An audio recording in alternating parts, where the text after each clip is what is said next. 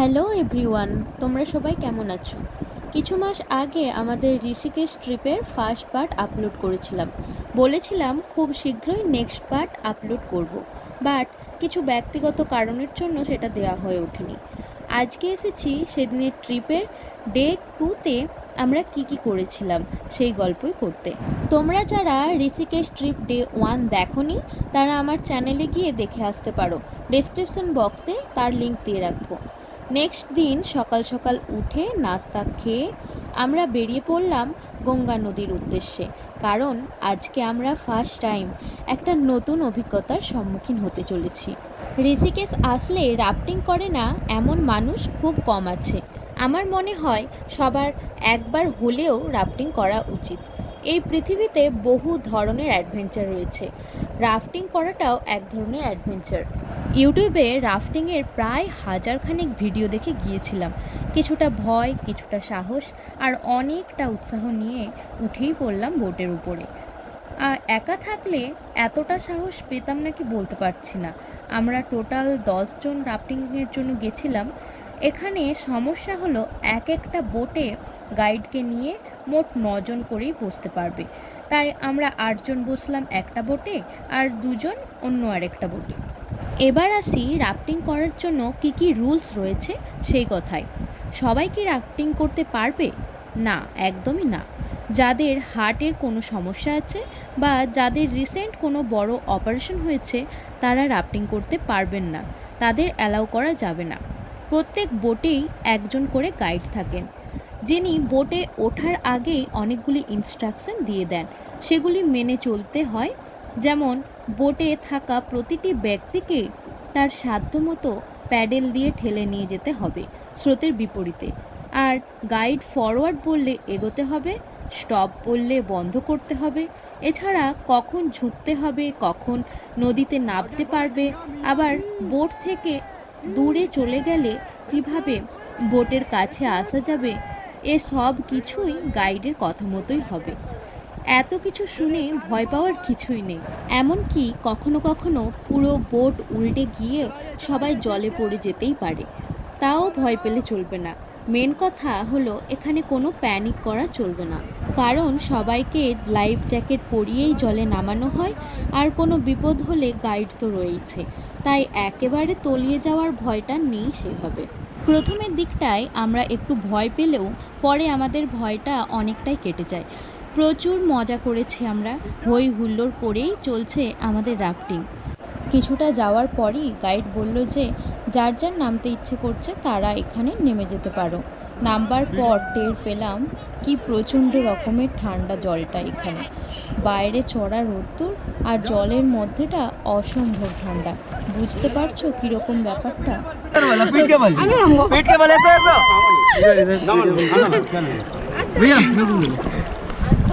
अभी जा रहे हैं, चलो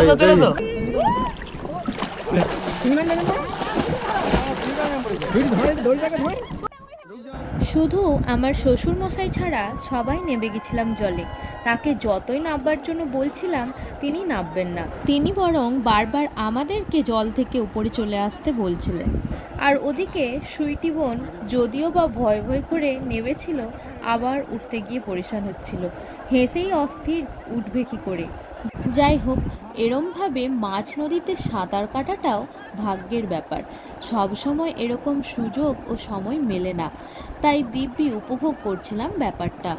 ঋষিকেশ সত্যিই অনেক সুন্দর জায়গা। এখানে যেমন উঁচু উঁচু পাহাড়ও আছে, তেমনই আছে সুগভীর নদী, ঝর্ণাও আছে। তবে সেদিকটাতে যেতে হলে আরও অনেকটা পথ যেতে হবে আমাদের। কিন্তু আমরা তো এবার খুব বেশি দিনের ছুটিতে আসিনি, তাই এবার না হয় রাফটিংটাই উপভোগ করি। और कमांड को सुनिए। আমরা নিজেরা এতটাই উল্লসিত ছিলাম যে মাঝে মাঝে গাইডের কমান্ড শুনতে ভুলে যাচ্ছিলাম, তাই গাইড বারবার বলছিল যেন তার নির্দেশগুলি ঠিকভাবে আমরা শুনি। सुनिए आप कमांड को, जैसे कमांड मिलेगा तुरंत रेडी हो जाना। फॉरवर्ड,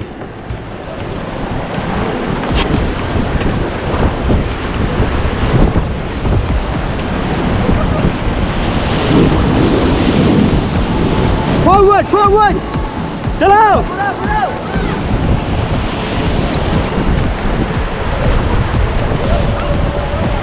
चलाइए कमान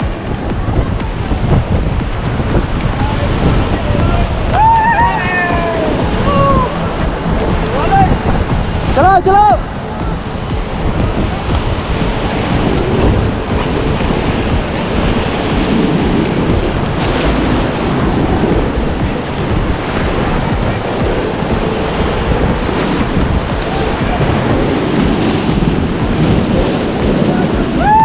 चलाओ चलाओ रुकना नहीं है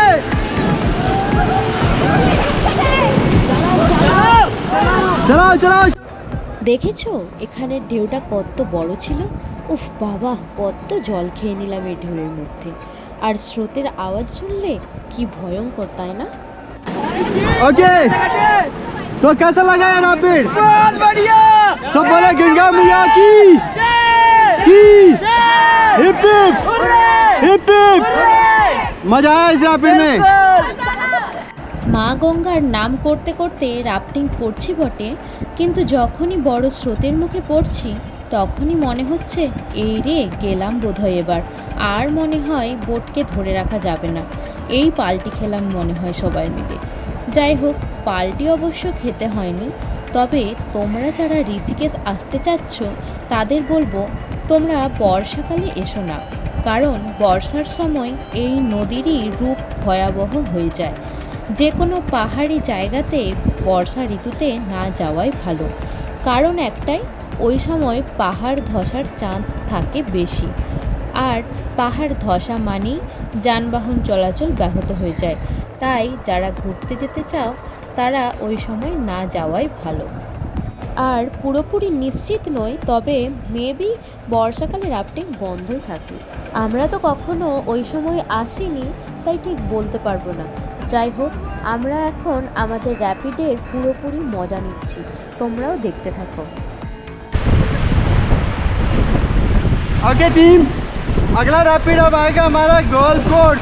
एक चीज़ का ध्यान रखना, अगर आपको वहाँ पे गेट डाउन कमांड मिलता तो क्या करना है? गेट डाउन में अंदर सबसे पहले रस्सी पकड़नी है, फिर अंदर की तरफ आना है। तो चलिए गेट डाउन, रस्सी होल्ड, गेट बैक, पीछे वापस,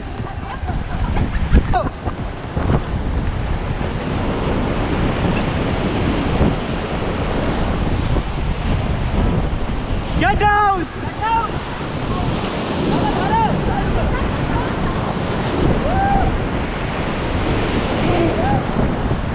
गेट बैक, फॉरवर्ड, चलाओ चलाओ, बाहर बैठो, बाहर बाहर, चलाइए कमान, जोर लगाओ, वेरी गुड कमान। তো কিছু কমান্ড তোমরা নিশ্চয়ই বুঝতে পারছো ভিডিও দেখে। এই যে গাইড বলল গেট ডাউন, ওটার মানে বোটের দড়ি ধরে বোটের ভিতরে বসে যাওয়া। আর গেট ব্যাক মিন্স যে যার জায়গাতে পুনরায় ফিরে যাওয়া। তো বেশ ভালোই মজা লাগছিল ব্যাপারগুলোতে। बाय बोला गंगा मैया की मजा आया इसमें। आगे बोला गंगा मैया की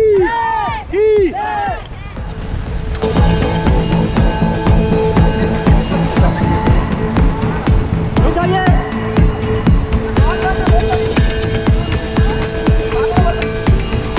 चले फॉरवर्ड,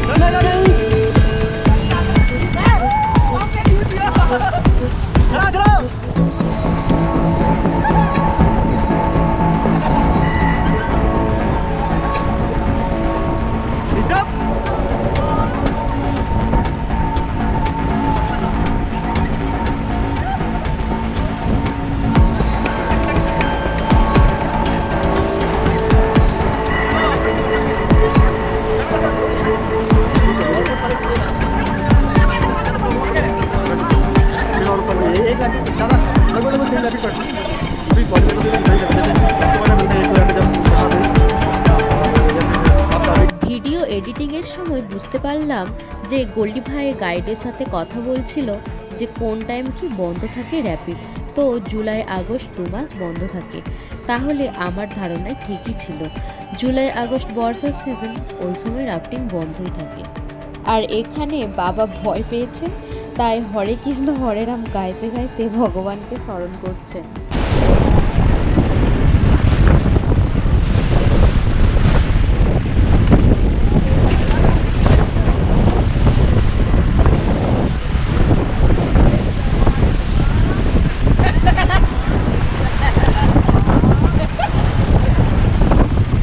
स्टॉप।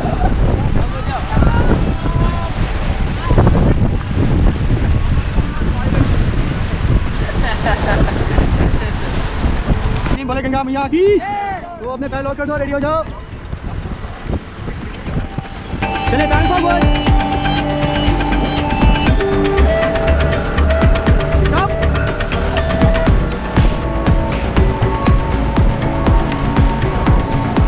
चले फॉरवर्ड।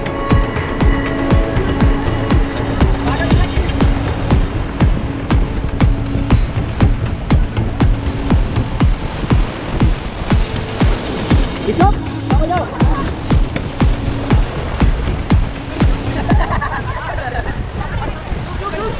এখানে এবার লাস্টবারের মতো জলে নামতে দেওয়া হলো, কারণ একটু পরেই আমাদের রাফটিং শেষ হয়ে যাবে।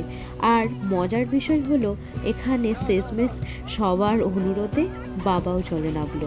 পরে শুনেছিলাম তার নাকি নামতে গিয়ে নাকে মুখে বেশ খানিকটা জল চলে গিয়েছিল। नाटी बोले गंगा मैया की, चले फॉरवर्ड। स्टॉप। चले फॉरवर्ड आगे।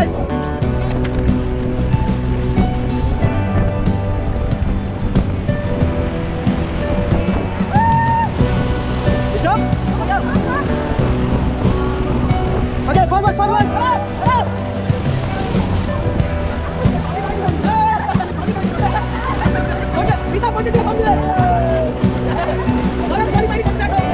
स्टॉप। नाटी बोले गंगा मैया की। রাফটিং শেষ করে আমরা খুঁজছিলাম রুম, কারণ আগের ক্যাম্পটা অনেকটা দূরত্বে ছিল। তাই রাফটিংয়ে আসার আগে আমরা ওখান থেকে চেক আউট করে নিয়েছিলাম। বাট ওই টাইমে আমাদের পছন্দ মতো থাকার জায়গা মিলছিল না, তাই আমরা চলে আসলাম আমার বর যে অফিসে জব করে তারই একটি আশ্রম কহিলুর মঠে। চেঞ্জ করার মতো সময় ও জায়গা কোনোটাই না মেলাতে রাফটিংয়ের ওই পোশাকেই আশ্রমে ঢুকতে হয়েছিল। তবে আশ্রমটা বেশ বড় আর বেশ সুন্দর ছিল, আর আশ্রমে থাকা মানুষগুলির তো তুলনাই হয়। আজ এখানেই শেষ করছি। নেক্সট ভিডিওতে আমরা আর কোথায় কোথায় ঘুরলাম ওটাও জানাবো। ততক্ষণ সবাই ভালো থেকো।